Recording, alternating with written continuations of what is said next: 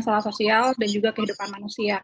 Nah, bersama saya hari ini sudah ada 2 pembicara yang akan membahas mengenai isu tersebut dari 2 perspektif sosial, yaitu hukum dan kebudayaan. Sudah hadir bersama kita Mas Ikti Agung Madewardana, dosen Departemen Hukum Lingkungan Fakultas Hukum UGM. Halo Mas Agung.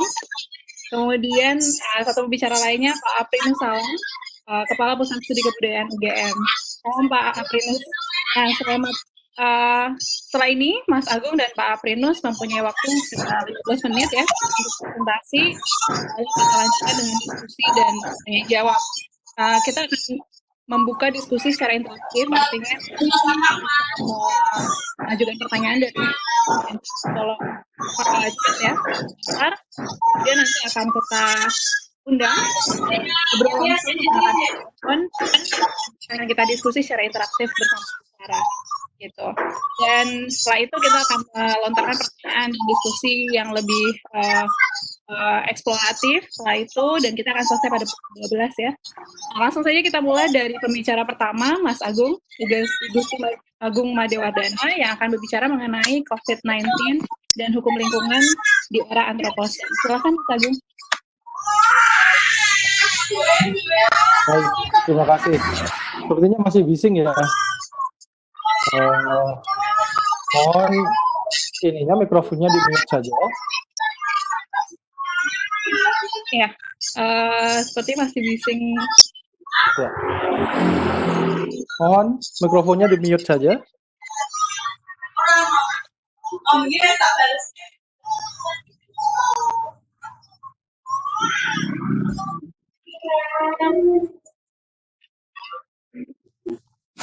Oke, lebih baik. Baik, selamat pagi. Terima kasih kepada teman-teman di Pusat Studi Sosial Asia Tenggara yang telah mengundang saya dalam webinar ini. Saya memberikan apresiasi setinggi-tingginya atas inisiatif teman-teman untuk membuka diskusi COVID-19 ini dari perspektif ilmu sosial, jadi perspektif yang sangat jarang atau sangat minor dibicarakan di ranah publik pada hari ini, selain ekonomi, dampak ekonomi. Adapun topik yang akan saya bicarakan pada pagi hari ini adalah hubungan antara COVID-19 dengan hukum lingkungan. Mirip dengan topik-topik lainnya, sebuah topik ini juga jauh dari hingar-bingar diskusi bisa tanggap darurat. Slide-nya.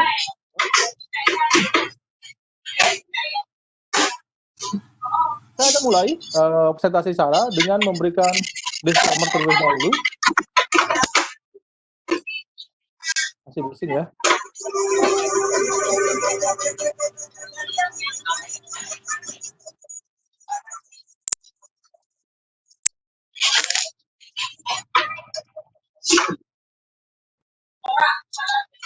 Disclaimer-nya adalah presentasi ini berangkat dari bacaan awal saya dari penelitian tentang hukum lingkungan dan antroposen yang mana menggunakan COVID-19 ini sebagai salah satu studi kasusnya. Singkatnya, ini masih semacam literature review, oleh karena itu masih banyak puzzle yang belum bisa saya rangkai, jujur saja. Jadi, jika nanti ada pertanyaan yang tidak bisa saya jawab, mohon dimaklumi. Saya juga mengajak teman-teman yang lain untuk membantu mencarikan jawaban untuk kita bersama. Baik, kita mulai. Dalam konteks krisis, ada sebuah perspektif menarik yang diberikan oleh Daniel Kahneman, seorang psikolog yang mendapatkan Nobel Prize di bidang ekonomi. Dalam bukunya Thinking Fast and Slow, ia menuturkan kepada kita bahwa ketika manusia berada dalam situasi krisis, kita cenderung menggunakan modal berpikir cepat yang dipengaruhi oleh insting survival. Modal berpikir cepat ini memang dibutuhkan agar kita mampu keluar dari krisis secepatnya, namun ia juga mengandung permasalahan karena model berpikir cepat ini cenderung reduksionis dan langsung loncat pada kesimpulan. Padahal, situasi krisis juga membutuhkan sebuah upaya kontemplatif guna membedah dengan hati-hati apa penyebab dari krisis sehingga kita bisa menemukan ramuan yang tepat agar krisis itu tidak terulang.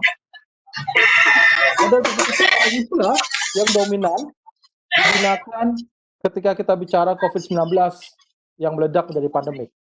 Respon cepat dan pertama terhadap COVID-19 dari otoritas yang semestinya menjaga kesehatan warga, kita tahu bersama responnya adalah penyangkalan. Ya. Akan tetapi ketika ia tidak lagi bisa disangkal, maka otoritas kemudian berusaha untuk menegosiasikannya dengan sedapat mungkin mempertahankan skenario bisnis as usual. Model berpikir cepat ini melihat COVID-19 semata-mata dari kacamata biomedis. Dalam hal ini maksudnya adalah COVID-19 ini semata-mata adalah permasalahan kesehatan, ia adalah penyakit, sehingga jawabannya adalah bagaimana mencegah penyebaran penyakitnya dan kemudian menemukan antivirus sehingga kemudian membuat orang menjadi sehat kembali. Nah, disinilah saya kemudian mencoba untuk mengajak kita melakukan kontemplasi tentang COVID-19.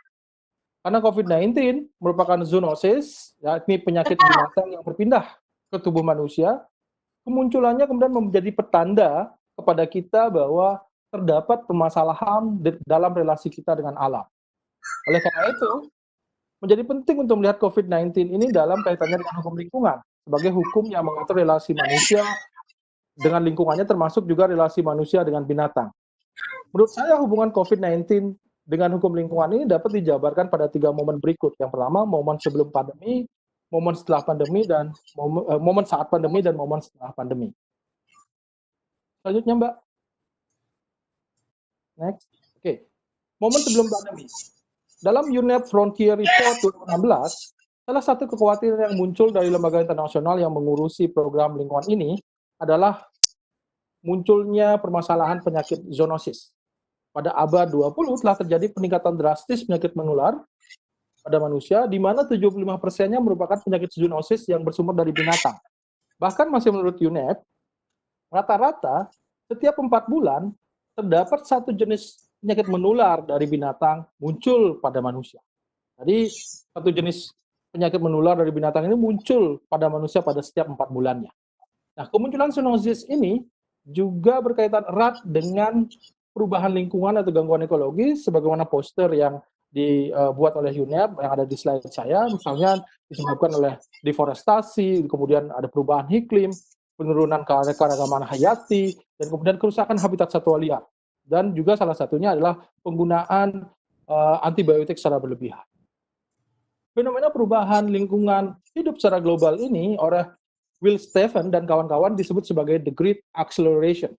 Pada momen ini terjadi perubahan signifikan terhadap sistem bumi yang dimulai pada pertengahan abad 20 dan ini kemudian menjadi penanda masuknya bumi pada epos yang bernama Anthropocene atau the Age of Human atau eranya manusia. Ini merupakan sebuah epos geologi yang menggantikan epos Holocene di mana manusia menjadi agen utama yang telah mengubah sistem bumi, termasuk di dalamnya komposisi geologinya sudah kita rubah, komposisi iklimnya kita tahu bersama, komposisi atmosfernya, biosfer, permukaan bumi, dan bahkan lautan sudah kita rubah komposisinya saat ini dipenuhi oleh sampah.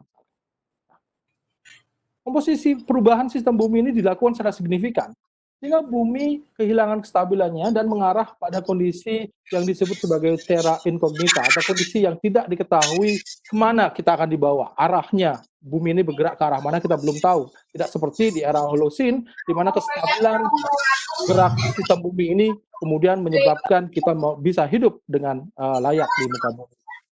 Selanjutnya, Mbak.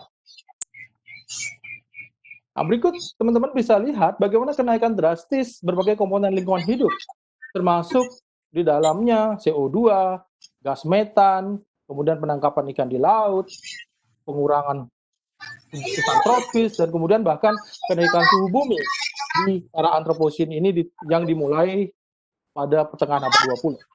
Bahkan data terbaru dari WMO, World Meteorological Organization, menyebutkan kenaikan suhu bumi saat ini bukan lagi 0,6 atau 0,8 derajat Celcius, tapi sudah mencapai 1,1 derajat Celcius sejak revolusi industri.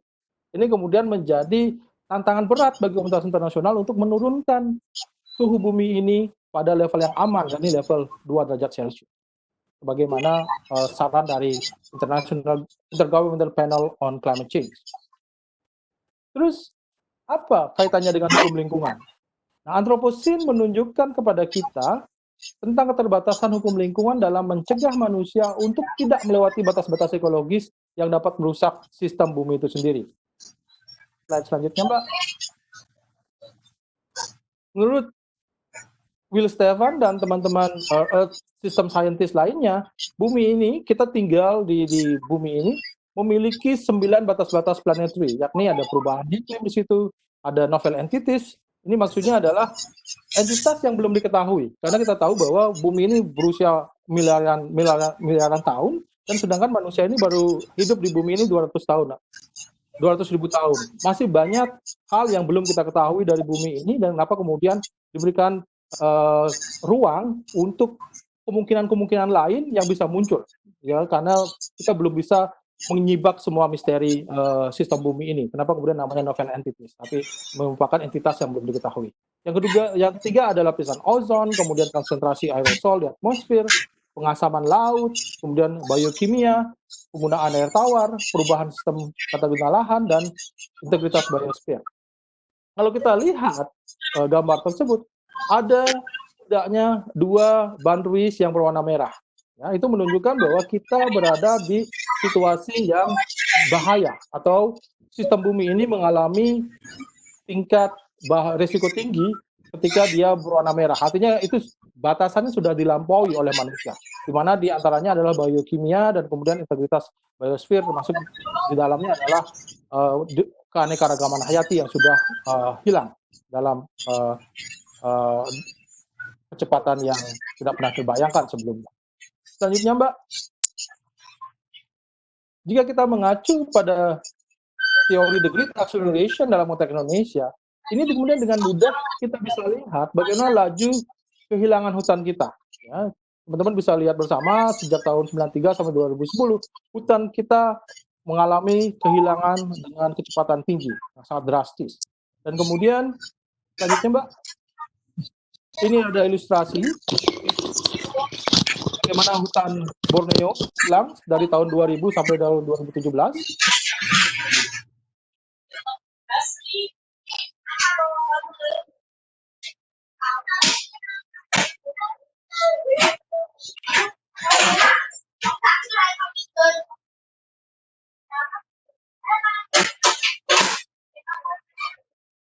Ya, kembali dalam konteks COVID-19, bahwa tidak bekerjanya hukum lingkungan secara optimal telah berakibat pada terjadinya perusakan habitat alami dari satwa liar dan perdagangan satwa liar yang pada gilirannya memungkinkan terjadinya perpindahan penyakit dari satwa liar ke dalam tubuh manusia. Nah, karena itu, menurut saya, COVID-19 ini harus dilihat sebagai bagian kecil dari gambaran besar bernama Anthropocene ini. Selanjutnya, Mbak. Belajar dari kemungkinan SARS di era awal 2000-an, ia disebabkan oleh kelelawar dan musang. Begitu juga virus Nipah di Malaysia disebabkan oleh spillover dari kelelawar, di mana sisa buah yang dimakan kelelawar kemudian dimakan oleh babi. Akibat dari perusakan habitat kelelawar, habitat asli kelelawar yang hilang, kelelawar ini kemudian hidup mendekat dengan sumber-sumber perkebunan buah, dengan sumber makanan, dengan peternakan dan pemukiman manusia, sehingga spillover-nya ini kemudian menjadi jembatan menuju tubuh manusia dan kemudian meledak menjadi epidemi Nipah di Malaysia. Hal ini juga telah disepakati oleh para ilmuwan, salah satunya oleh Peter Daszak dari One Health Alliance yang selama ini mempromosikan sebuah paradigma baru dalam melihat pandemik sebagai akibat dari hubungan yang kompleks antara manusia, binatang, dan lingkungan hidup. Menurut ilmuwan di China Agricultural University, COVID-19 ini diduga berasal dari kelelawar, di mana terenggiling menjadi intermediate host-nya. Jika hal ini terkonfirmasi secara ilmiah, maka ini bisa menjadi tamparan keras bagi Indonesia, karena Indonesia merupakan negara yang masuk dalam hotspot perdagangan satwa liar, salah satunya adalah terenggiling.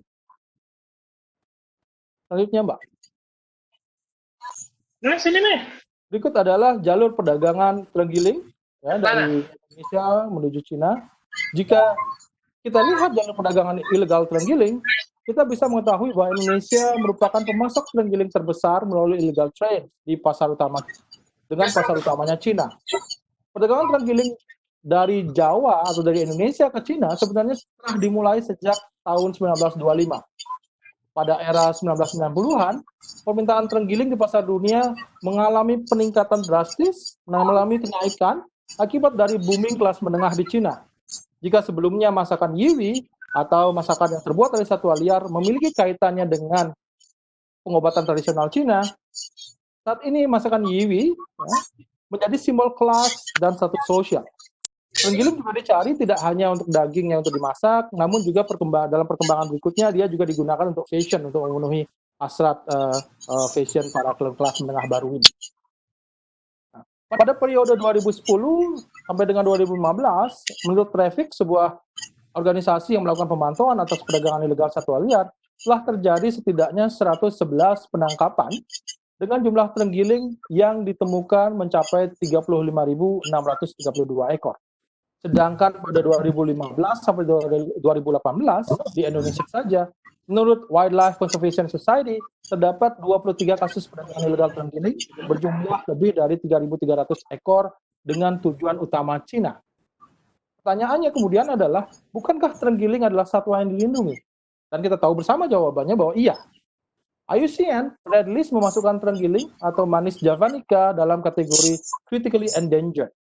Dan sejak Januari 2017, terenggiling juga masuk dalam Appendix 1 Convention on International Trade of Endangered Species atau CITES, yang artinya bahwa perdagangan internasional terenggiling telah dilarang.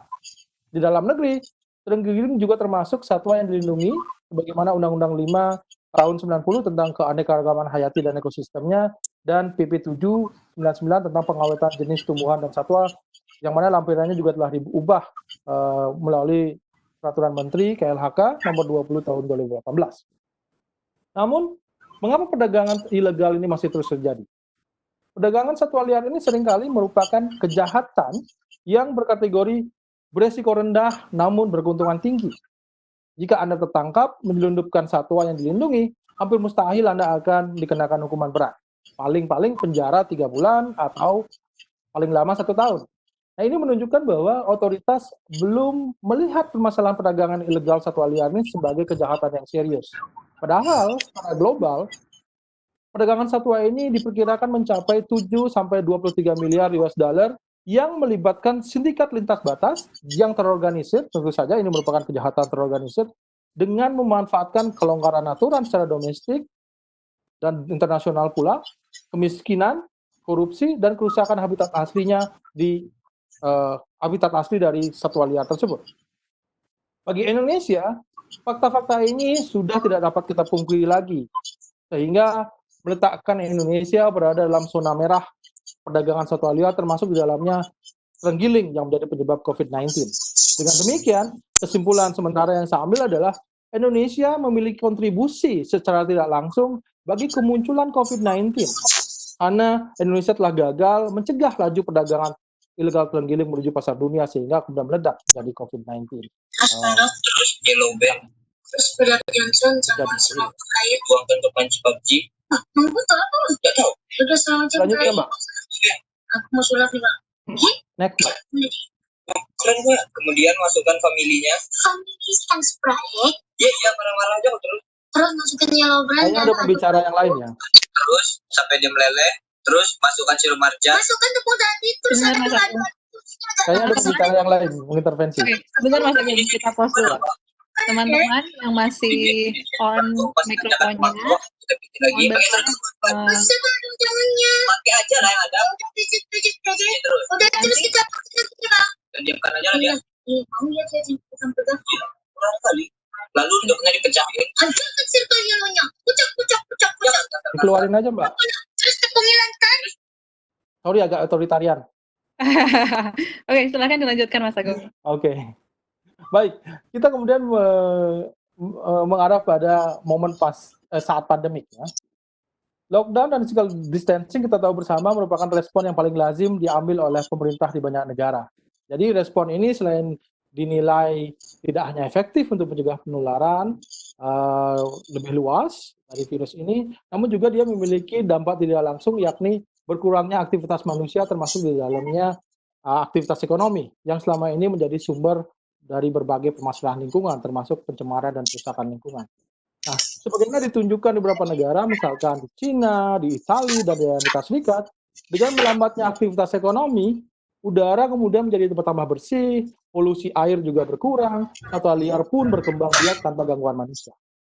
Memang hal ini merupakan sisi positif di masa pandemi. Akan tetapi, jika kita terlalu meromantisasi perubahan jangka pendek ini, kita bisa tergelincir pada pandangan ekstrim ekofasisme yang melihat bahwa bumi akan lebih baik, lebih lestari, lebih hijau, lebih sehat apabila manusia menderita atau apabila manusia itu punah.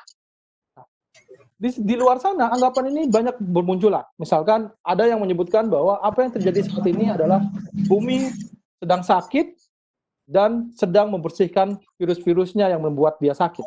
Dan virus tersebut adalah manusia itu sendiri. Banyak ungkapan-ungkapan seperti itu. Sebaliknya, jika kita sepakat bahwa manusia merupakan agen yang aktif mengubah sistem bumi dan kemudian membawa kita pada epos antroposin hari ini, maka manusia pula yang seharusnya memiliki tanggung jawab untuk menjadi agen dalam memperbaikinya, tanpa harus menunggu kepunahan kita. Jika melihat secara lebih jauh di masa pandemik ini, yang justru terjadi adalah pembekuan hukum lingkungan. Environmental Protection Agency, EPA di Amerika Serikat misalkan menunda penegakan hukum lingkungan di negara tersebut di masa tanggap darurat. Selain itu, instrumen pencegahan berupa Environmental Impact Assessment atau AMDAL juga dikesampingkan dalam membangun rumah sakit khusus COVID di beberapa negara termasuk China dan Indonesia. Sampah plastik, kemudian sampah medis, polusi deterjen, serta konsumsi air pun diprediksi akan mengalami peningkatan. Di samping itu, di tengah inisiatif spontan banyak orang, pemerintah dan warga membuat bilik-bilik disinfektan dan kemudian menyemprotkannya ke tubuh orang-orang secara langsung. Padahal kita belum tahu apa dampak ikutan dari disinfektan ini bagi kesehatan manusia dan lingkungan. Di sini terlihat jelas bahwa modal berpikir cepat telah berakibat pada dilanggarnya prinsip kehati-hatian atau precautionary principle dalam kebijakan penyemprotan disinfektan massal. Ya, lalu kasih kacang orang kaya. Iya. Lalu masukkan maskara cair. Sama ringan. Sampai dia mirip Geraldine. Saya Santri boleh minta tolong untuk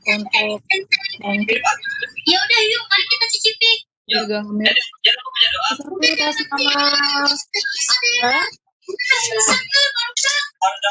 Ada yang komentar ini mungkin sabotase. Serta atas nama Rahmat Akbar Berliano Ulurura, mohon untuk mute mikrofonnya dulu. Terima kasih.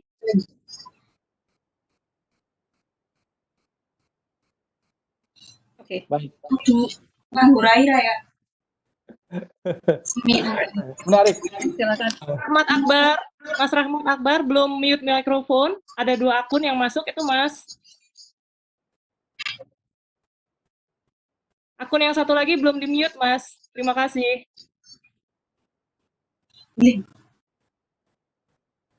Baik.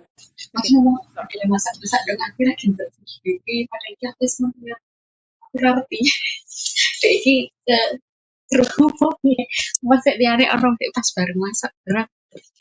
Mas Rahmat Akbar.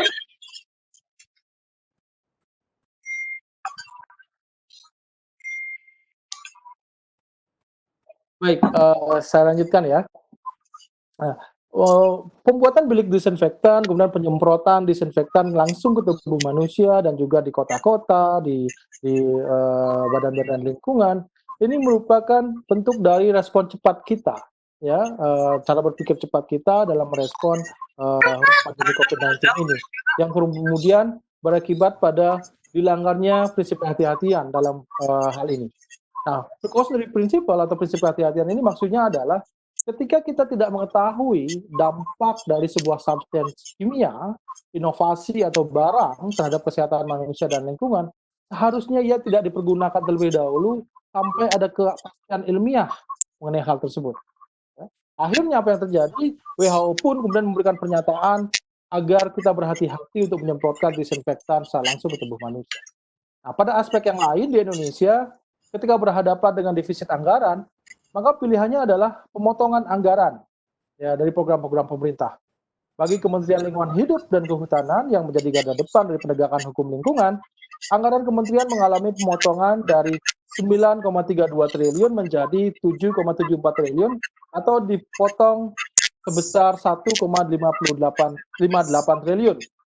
yang difokuskan pada program-program yang berkaitan dengan pemulihan ekonomi.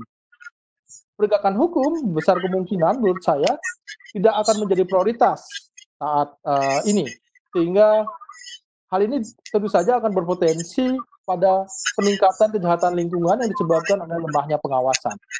Jika kita bandingkan dengan respon bidang hukum lingkungan di Cina, ketika COVID-19 meledak, pemerintah Cina dengan cepat kemudian membuat aturan baru untuk melarang perdagangan dan konsumsi satwa liar, meski banyak kemudian diprotes oleh pengusaha yang mengembangbiakan satwa tersebut untuk dijadikan yiwi.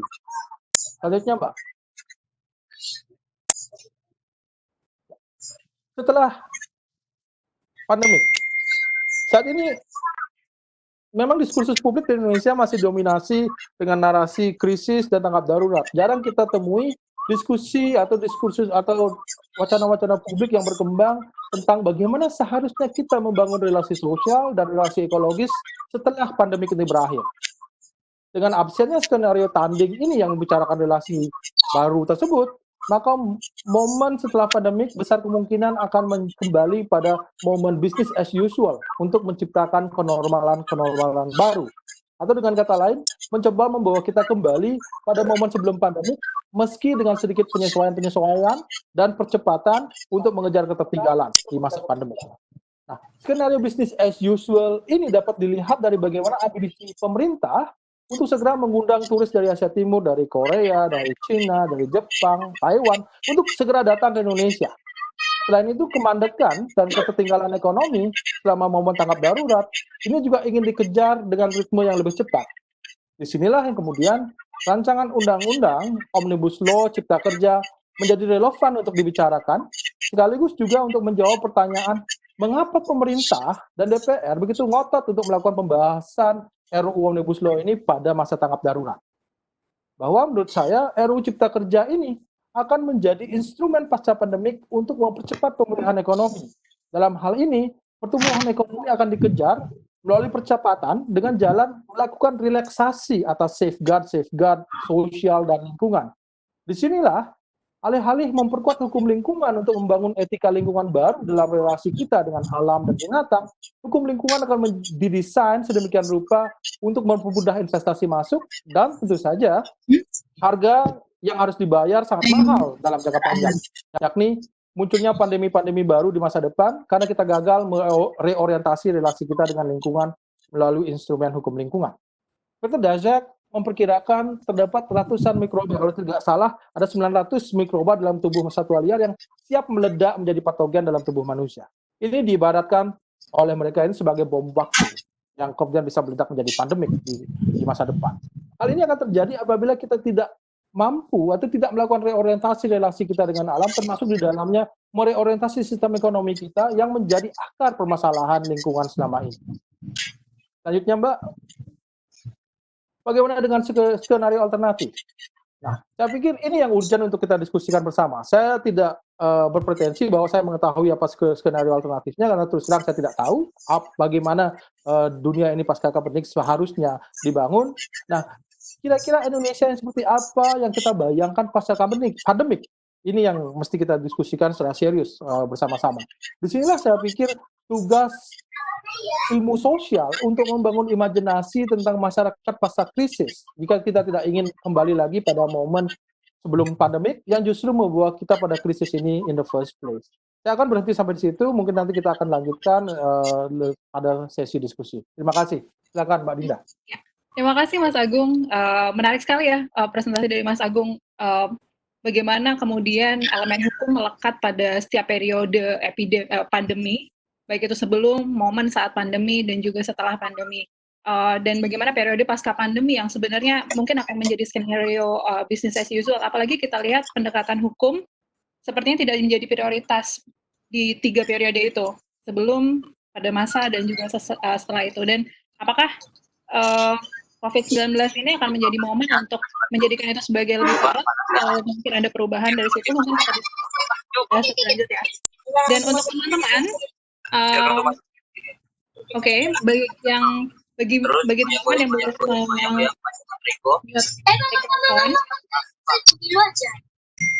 masih yang tadi itu ya. Ya, Mas Rahmat Akbar, mohon di-mute mikrofonnya atau silakan mungkin keluar dari forum ini juga nggak masalah. Biar kita bisa berdiskusi lebih enak nantinya ya.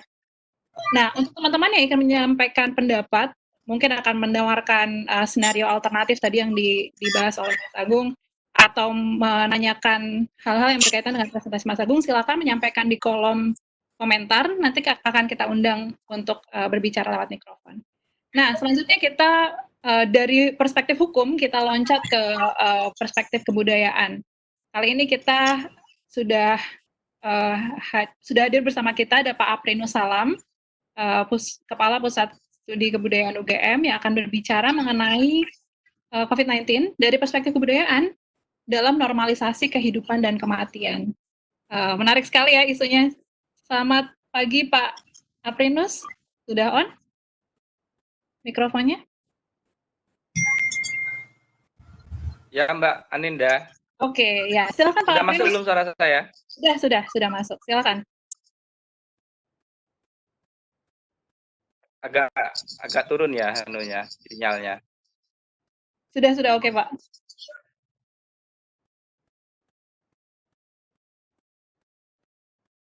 Ya, silakan Pak Aprinus. Iya, sudah terkoneksi belum? Saya sudah bisa masuk belum nih? Sudah. Sudah bisa Pak, silakan dimulai. Sudah sih, masuk sih. Sudah bisa Halo? masuk Pak, sudah bisa mendengar.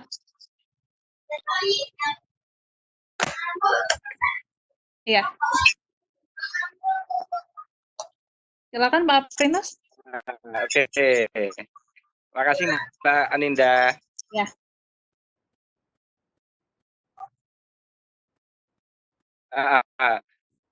Jadi kalau saya memang diberi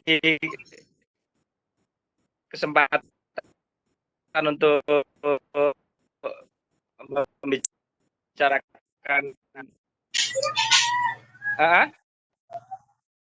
Oke, saya terus ini. Sedikit putus-putus Pak.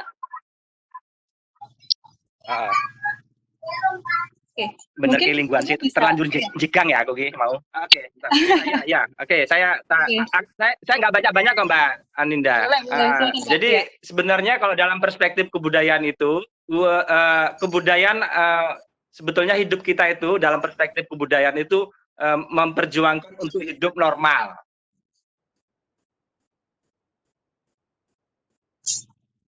Aduh, jelek banget deh sinyalnya. Oke, nggak pakai video nggak masalah Pak. Bisa audionya saja yang di on, videonya nggak masalah.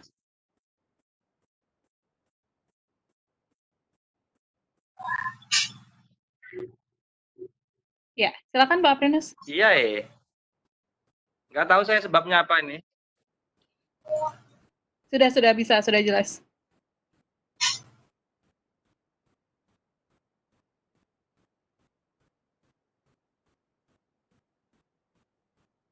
Oke, sepertinya ada masalah koneksi. Pak Aprinus bisa dimatikan videonya saja, yang dinyalakan audionya saja nggak masalah Pak, karena sinyalnya sepertinya rendah. Halo Bapak?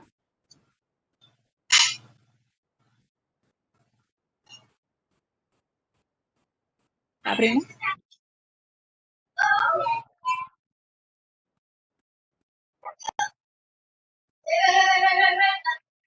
Oke, karena Pak Aprinus sepertinya sedang menghilang.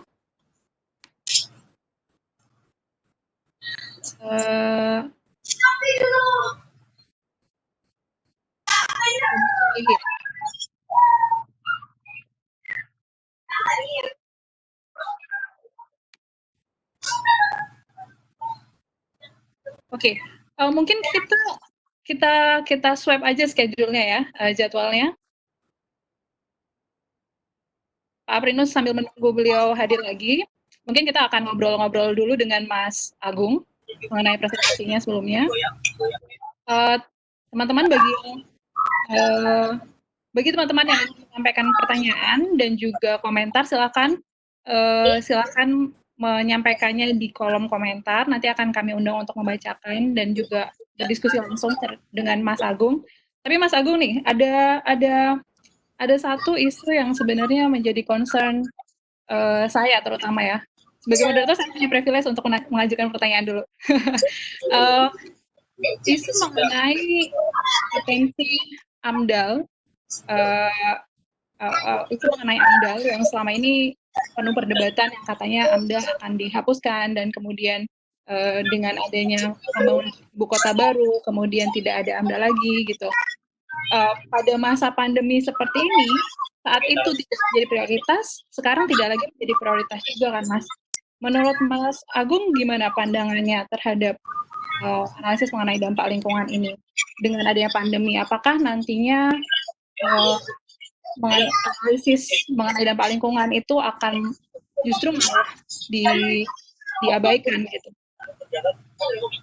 Ya, baik Mbak Dinda atas pertanyaannya. Ya memang wacana untuk menghapuskan analisis dampak lingkungan itu sudah dibicarakan jauh-jauh hari oleh misalkan terutama bagi pemrakarsa proyek dalam ini investor, karena itu dianggap kemudian menghambat mereka dalam melakukan investasi dan belum lagi kemudian waktunya yang panjang sekaligus juga biaya yang tinggi dibutuhkan. Namun dari perspektif lingkungan, AMDAL ini masih kita butuhkan karena kita butuh untuk melakukan bacaan, melakukan pengkajian apa dampak dari kegiatan-kegiatan yang ingin dilakukan itu. Karena kalau kita tahu dampaknya, kemudian kita tahu bagaimana kita harus mengelola dampaknya. Akan dibagaimanakan dampak tersebut. Apakah kita perlu rekayasa teknologi, apakah kita perlu rekayasa lembagaan atau rekayasa sosial budaya. Ini yang akan baru muncul apabila kita tahu dulu dampaknya. Tanpa pengetahuan atas dampak ini, apa yang akan kita lakukan jika kita tidak tahu. Nah, AMDAL dalam konteks antroposin juga menjadi problematis karena AMDAL ini kan kerangkanya kerangka holosin di mana bumi ini bekerja berdasarkan pada keseimbangan yang dimiliki di era holosin. Jadi ketika kita melakukan A, dampaknya bisa B karena kita tahu bahwa dari A ke B itu ada keajekan variabel alam. Namun di konteks antroposin hari ini kita tidak bisa lagi memprediksi hal tersebut dengan gampang. Kejadian di Australia misalkan tidak ada orang yang membakar, tiba-tiba semak-semak jadi terbakar. Jadi ada gerak bumi yang kemudian berubah dari yang awalnya mudah diprediksi menjadi tidak bisa diprediksi. Nah ini juga akan kesulitan untuk melakukan analisis dampak lingkungan di kemudian hari. Kenapa kemudian saya berposisi bahwa kita harus mereorientasi tidak hanya AMDAL, ya, tapi juga hukum lingkungan, termasuk etika lingkungan, karena kita sudah hidup di dunia yang berbeda, ya, di dunia yang berbeda. Kita tidak lagi hidup di era kestabilan holosin, sebagaimana para geolog dan para saintis. Selain itu, wacana AMDAL ini juga dimasukkan di penghapusan AMDAL ini juga dimasukkan di RUU Omnibus Law, cuman memang kemudian masih lagi perdebatan yang kemudian jadi dihapuskan itu bukan AMDAL-nya tapi izin lingkungannya. AMDAL kemudian direduksi menjadi sekedar bukan lagi scientific dokumen yang dihasilkan melalui kaidah-kaidah ilmiah, tapi dia merupakan birokratik dokumen. Karena yang menilai itu bukan lagi para ahli, para saintis yang mengetahui tentang hal-hal teknis berkaitan dengan lingkungan hidup, tapi dia akan dinilai oleh birokrat itu sendiri. Jadi cara penilaiannya pun cara penilaian yang birokratis, sehingga AMDAL berubah menjadi dari scientific review menjadi birokratik review. Ya sudah tentu akan banyak terjadi kelemahan ketika birokratik review, karena birokratik review itu sifatnya sangat parsial, dan juga tentu saja mereka punya kepentingan agar proyek itu bisa jalan. Berbeda dengan scientific review yang kemudian harus menggunakan kaidah-kaidah ilmiah di dalam pengkajiannya, termasuk juga menilainya menggunakan kerangka yang sangat objektif dalam menilai. Ini yang akan terjadi reduksi seperti itu. Nah, kaitannya dengan sebelum saya follow up dengan pertanyaan selanjutnya, Mas Agung. Saya mau minta tolong teman-teman yang belum di-mute, silakan untuk di-mute dulu. Saya masih mendengarkan ada noise di situ. Ya, mungkin Mbak Fatana Indrianti. Saya minta tolong untuk di-mute. Atau teman-teman admin silakan.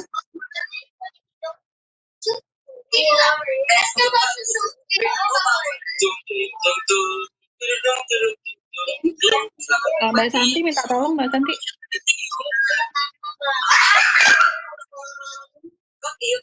Oke, karena admin tidak bisa nge-mute, minta tolong teman-teman yang sekiranya masih hanya melihat handphone saja atau laptopnya ditinggal, silakan kembali ke handphone atau laptopnya dan nge-mute sendiri ya. Kalau nggak di Excel saja, Mbak Santi. Ya. Oke. Mas Agung, tadi ngobrolin soal dan juga bagaimana Omnibus Law pemerintah tidak memiliki. Sebetulnya Pak Aprianus sudah aktif lagi? Sudah aktif ya, Pak? Pak Aprianus? Iya. Oke. Nah, Mas Agung kita hold tadi dulu. Sekarang kita ke Pak Aprianus dulu, Bapak. Silakan. Ya, Mbak Ninda, teman-teman. Maaf, tadi saya nggak tahu sebabnya apa terputus. Oke. Saya masuk ini ya. Jadi, kalau ilmu-ilmu budaya itu nanti bisa dikonfirmasi sama Prof. Hermin. Itu kita tidak secanggih yang disampaikan Mas Agung tadi ya. Pertanyaan-pertanyaan risetnya juga mungkin berbeda. Jadi perspektif budaya itu sebetulnya pengetahuan orang umum sebetulnya.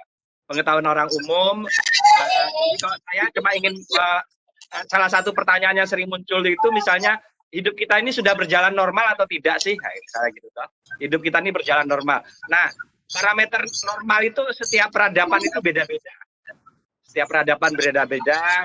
Ada yang dibayangkan tuh normal itu ya sesuatu yang ideal, hidup dengan tolak ukur yang mungkin serba canggih begitu ya, dengan standar kuantitatif yang tinggi dan segala macam, sehingga dianggap sesuatu yang ada perjuangan kebudayaan untuk menuju budaya yang dianggap ideal.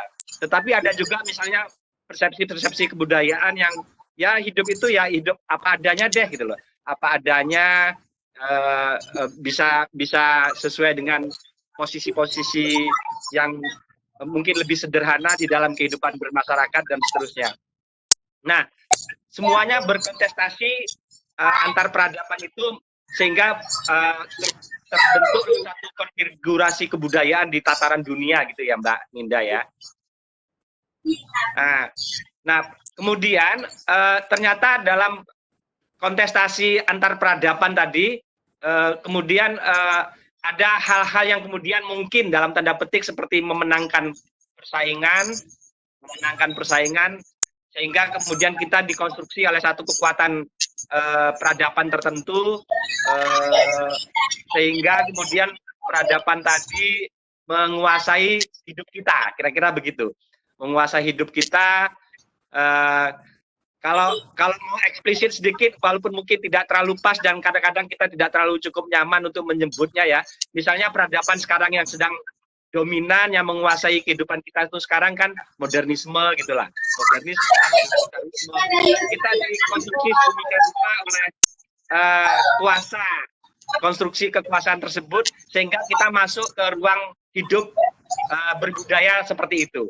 Jadi kemudian karena terus-menerus menjadi dikonstruksi dengan kebiasaan-kebiasaan seperti itu, seolah-olah kemudian kita itu hidup dalam kenormalan gitu.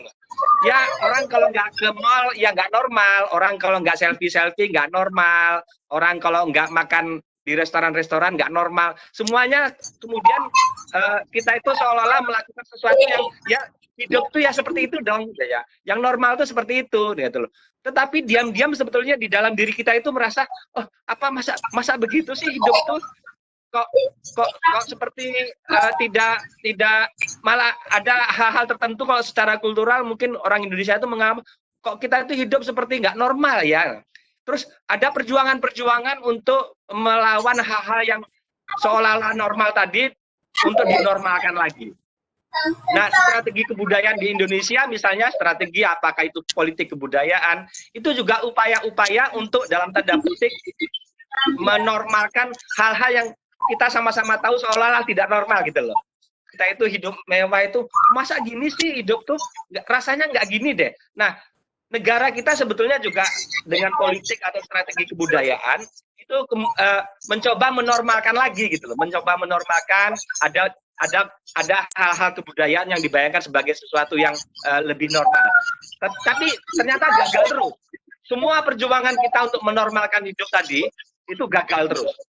Nah, gagal itu akhirnya, nah kita tuh bingung. Ya wes lah kita hidup kayak gini aja lah. Nah, pandemi ini masuk ini COVID-19 ini. Kemudian kita dipaksa sedemikian rupa untuk dirumahkan lah.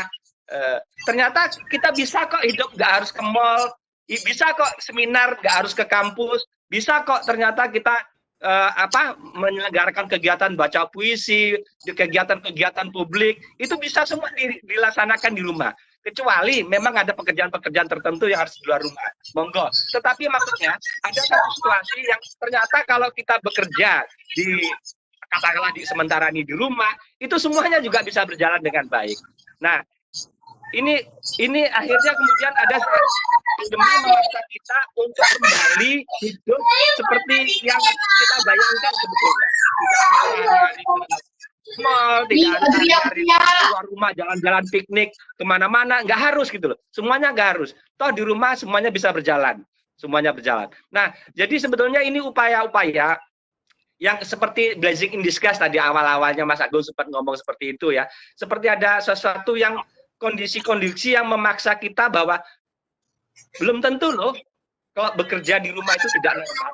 Belum tentu loh kalau kita acara-acara publik bisa kita selenggarakan secara online, itu semuanya buktinya bisa berjalan semua. Jadi ini sebetulnya soal pengertian mana yang normal dan tidak normal. Jadi ini kontestasi normalisasi lah, kuat-kuatan. Ini berkaitan dengan kehidupan. Nah, dengan kematian juga begitu. Kematian itu kan tidak bisa dihindari. Tidak bisa dihindari. Kapan kita mati nggak tahu, di mana kita mati nggak tahu. Tetapi pengetahuan kita itu kalau bisa kan harapan kita itu kan ya mati dalam keadaan tua dan sehat. Nah, kira-kira yang normal itu. Tapi ternyata kan banyak kematian yang kecelakaan, mungkin kriminalitas, mungkin sakit-sakit tertentu, itu semuanya menyebabkan kematian. Nah, COVID-19 datang juga mengingatkan kita, loh, begitu banyak kematian yang tidak bisa kita hindari. Ada banyak kematian yang ini ada ancaman nih COVID-19 ini. Nah, terus kita berusaha untuk menormalkan lagi, jangan menambah sebab-sebab kematian. Nah, jangan menambah sebab-sebab kematian. Karena kematian ini sudah tidak bisa dihindari, ini tidak bisa dihindari. Seolah-olah kemudian kematian-kematian yang tidak normal tadi menjadi normal. Nah, kita tahu ini COVID datang, kemudian ini sebetulnya kalau kita berjuang keras, kita bisa loh menghindari kematian COVID. Nah, supaya nanti ada strategi-strategi khusus yang tadi sudah dibicarakan Mas Agung semuanya, ada strategi-strategi khusus untuk menghindari sebab-sebab kematian tidak normal. COVID itu kan ya kalau seperti kecelakaan, seperti sakit itu kan sebetulnya pingin kita tuh tidak mati sebab itu gitu. Jadi ada aspek-aspek tertentu dari COVID mengingatkan kita untuk mengurangi kematian-kematian yang selama ini tidak kita anggap tidak normal, tetapi sebetulnya akhirnya juga normal gitu. Ini jadi kira-kira gitu Mbak Aninda. Saya nggak terlalu banyak sih yang ingin saya sampaikan, cuma saya di satu sisi aku melihat ada sisi-sisi hikmahnya yang bisa kita ambil bahwa bagaimana kebudayaan mengurangi kematian-kematian yang dalam tanda petik tidak dianggap tidak normal. Karena kita tuh kan pinginnya mati karena tua lah, mati karena tua. Dan kalau bisa mati tua dan dalam keadaan sehat. Kira-kira itu saja Mbak dari saya Mbak. Ya, terima kasih Pak Aprinus. Semoga kita semua mati tua dalam keadaan sehat ya. Maksudnya, karena memang harus mati gitu. Tadi menarik banget ya. Kita hindari.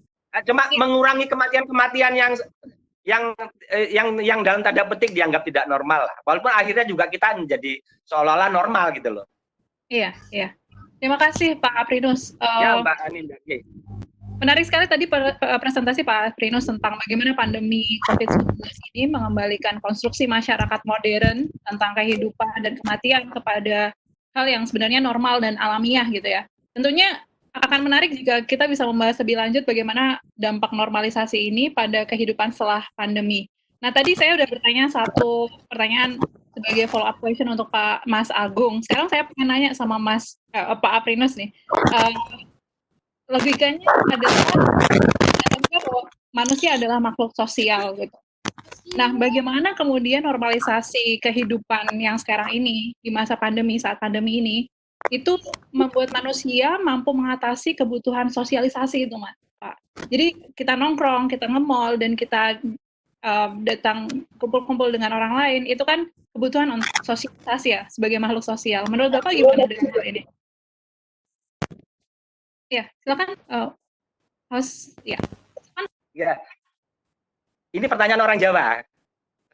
Jadi peradaban tentang sosialisasi kehidupan, kita perlu nongkrong, kita perlu istilahnya kalau di dalam bahasa Jawa itu seserawung ya Mbak ya.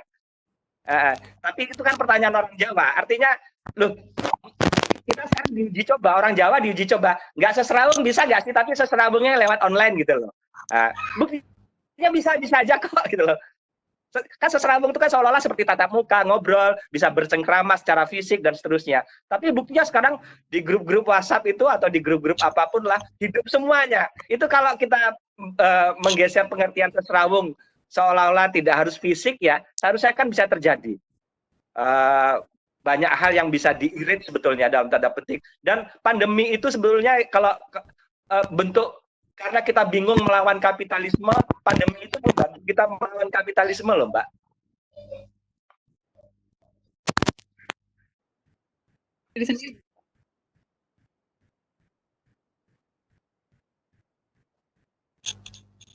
Ya Pak Aprinus? Ya.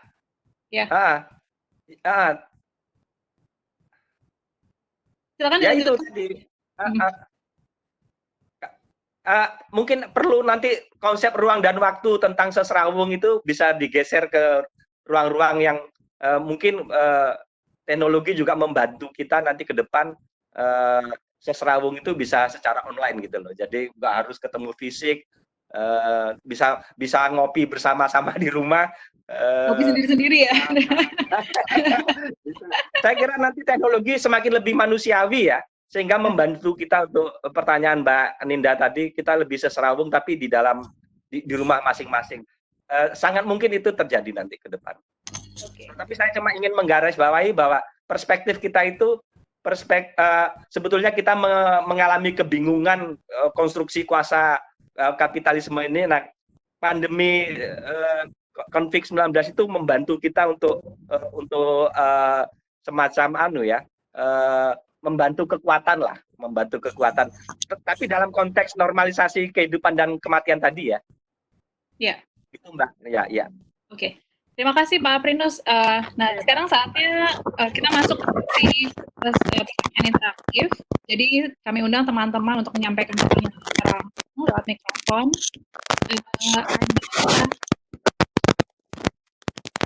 PIY ini PIY ya. Kita tolong silakan di on kan mikrofonnya. Ini Mbak atau Mas? Mungkin bisa diperkenalkan dulu namanya, kemudian afiliasinya, dan bicara untuk siapa, silakan disampaikan. Ini saya lihat ada 2 pertanyaan. Silakan. Terima kasih. Silakan Mbak Ita. Halo? Iya, silakan. Sudah ya. Terima kasih Mbak Ninda atas kesempatannya. Dan terima kasih juga kepada Mas Agung dan Pak Aprianus atas presentasinya. Kami belajar banyak. Saya sangat tertarik dengan presentasi keduanya. Pertanyaan pertama untuk Mas Igam dulu atau Mas Agung. Jadi tentang relasi kita terhadap alam ini, Mas Agung. Selama ini saya melihat bahwa agama-agama samawi terutama itu sangat menekankan bahwa manusia tentang proses perciptaannya, bahwa manusia itu adalah ciptaan Tuhan yang paling sempurna, yang mendapatkan hak istimewa untuk menguasai alam gitu ya. Dan menurut saya orientasi itu atau dogma ini bisa menjadi masalah karena itu menjadikan ilusi bagi manusia untuk mengeksploitasi alam, termasuk tadi perilaku kita terhadap hewan dalam hal ini terenggiling gitu. Nah, kesadaran bahwa manusia sesungguhnya itu adalah bagian integral dari alam semesta itu masih sangat minim. Bagaimana menurut Mas Agung? Dan bagaimana juga kita mereorientasi hal itu gitu? Dan bagaimana menjadikan agama sebenarnya sebagai kendaraan kita atau pemuka-pemuka agama termasuk pemukanya, kendaraan kita untuk mereorientasi hubungan kita terhadap alam itu.